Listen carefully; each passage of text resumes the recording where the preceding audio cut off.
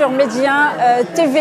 La 29e édition du Salon du Livre international de Rabat se poursuit ici dans la capitale. Et pour cette nouvelle édition, c'est l'UNESCO qui est l'invité de cette édition. Et pour nous en parler, j'ai le plaisir et l'honneur d'avoir à mes côtés Eric Falt. Il est le directeur régional du bureau de l'UNESCO pour le Maghreb. Eric Falt, merci beaucoup d'avoir accepté notre invitation. Tout d'abord, un mot sur cette invitation d'honneur aujourd'hui pour cette 29e édition du Ciel de Rabat. Qu'est-ce que ça représente pour vous ? Merci de votre invitation à m'adresser à vous et à vos téléspectateurs. Mais tout d'abord, c'est une grande joie que d'être ici et je pense que tout le monde peut entendre déjà la ferveur populaire, l'intérêt pour le livre de façon générale. Et pour nous, bien sûr, c'est une grande fierté que d'avoir été choisi comme invité d'honneur pour cette édition. D'habitude, c'est un pays qui est mis à l'honneur, donc c'est assez original et bienvenu d'être, en tant qu'organisation internationale des Nations Unies, invité à être cette année celui qui est mis tout près du ministère de la Culture, qui organise bien sûr cet événement. On va pas... Tout d'abord, j'aimerais bien qu'on parle de ce partenariat que vous avez avec le Maroc, qui est bien sûr, qui date de près de 50 ans. Si je mets bientôt, ça va être les 50 ans. Mais quand on est une institution comme la vôtre, qui défend beaucoup de valeurs, qui parle de paix, d'éducation, de patrimoine, quand on vient à un salon du livre, qu'est-ce qu'on a envie de présenter au public si nombreux qui viennent à chaque salon du livre de Rabat ? Oui, c'est effectivement un défi que d'être invité d'honneur parce qu'on veut d'abord montrer nos livres. L'UNESCO publie un certain nombre de livres chaque année, mais plus encore, c'est une occasion de faire partager au public marocain ce que fait l'UNESCO justement dans le cadre de cette relation qui existe depuis si longtemps et qui est si riche. Donc le défi, c'est aussi de montrer ce que fait l'UNESCO dans un certain nombre de ses... dans le cadre de son mandat.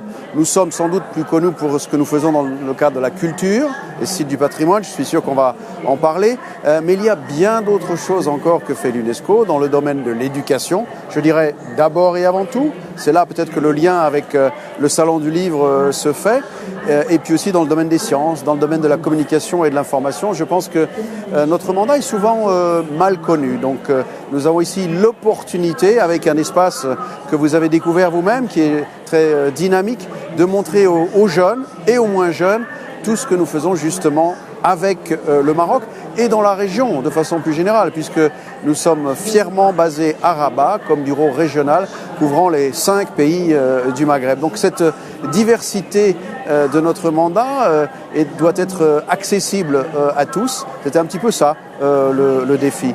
Et c'est pour ça qu'on a fait un programme très complet avec beaucoup de conférences, beaucoup de vidéos, aussi un espace jeunesse, un espace interactif pour que les uns et les autres puissent mieux découvrir l'UNESCO sous toutes ses facettes.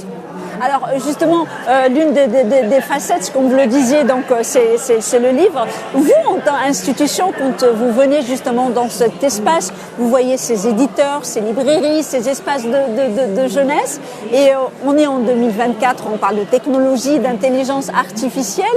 Quand vous regardez tout cela, est-ce que ça vous apporte quand même un peu de satisfaction que le livre soit encore un outil dont on a besoin, on en aura toujours, quand on en aura toujours besoin? Quel effet ça vous fait de voir cette effervescence en ces premiers jours du Salon international du livre de Rabat? Oui, tout à fait. Je dirais que ça fait chaud au cœur de voir que malgré l'évolution de la société et le fait qu'on a tendance à croire que la chose écrite a perdu de l'importance, eh bien non, il y a encore beaucoup de passionnés de la littérature, de l'écriture, de la lecture. Et donc, tous ceux qui sont rassemblés ici ne sont pas nécessairement peut-être des lecteurs au quotidien, mais ils sont quand même intéressés par les livres. J'ai beaucoup aimé ce que nous a dit hier Monsieur le ministre de la Culture en s'adressant à certains d'entre nous lorsqu'il a dit que la lecture n'apporte pas nécessairement le bonheur, mais certainement elle procure des moments de bonheur.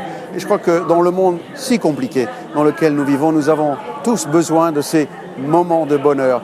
Des moments de bonheur qui sont pour soi, mais qui peuvent être partagés. Et je crois aussi que ce salon du livre permet aux uns et aux autres de partager, justement, de partager la connaissance, le savoir par la lecture.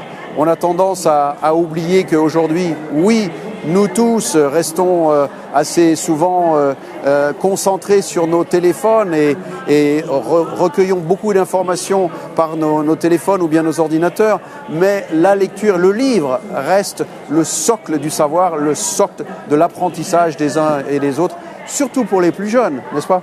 Oui, alors justement, vous le disiez, on va parler justement de l'UNESCO en tant qu'institution qui a à peu près 80 ans, on va dire, si on compte la création, bientôt 80 ans, parce que c'est en 2026, mais on est aux portes. Je veux dire, si on compte les années d'avant sous d'autres appellations.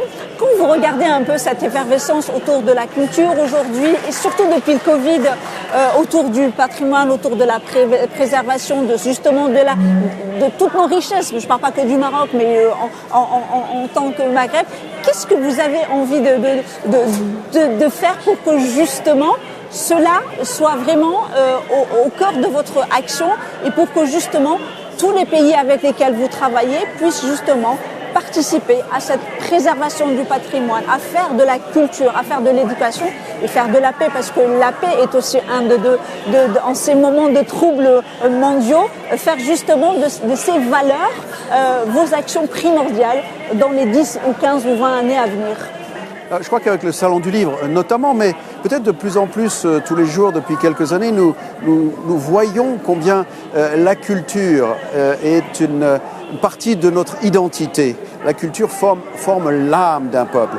Et je dirais surtout au Maroc, où on le voit de multiples façons. C'est pour ça que nous sommes très désireux de transmettre aux plus jeunes l'importance justement de cette identité, de cette culture. Et nous le faisons de multiples façons. Nous le faisons par les inscriptions au site du patrimoine mondial. Le Maroc en a un certain nombre, et je suis sûr, va en acquérir de nouveau dans les prochaines années grâce à l'action du ministère de la Culture.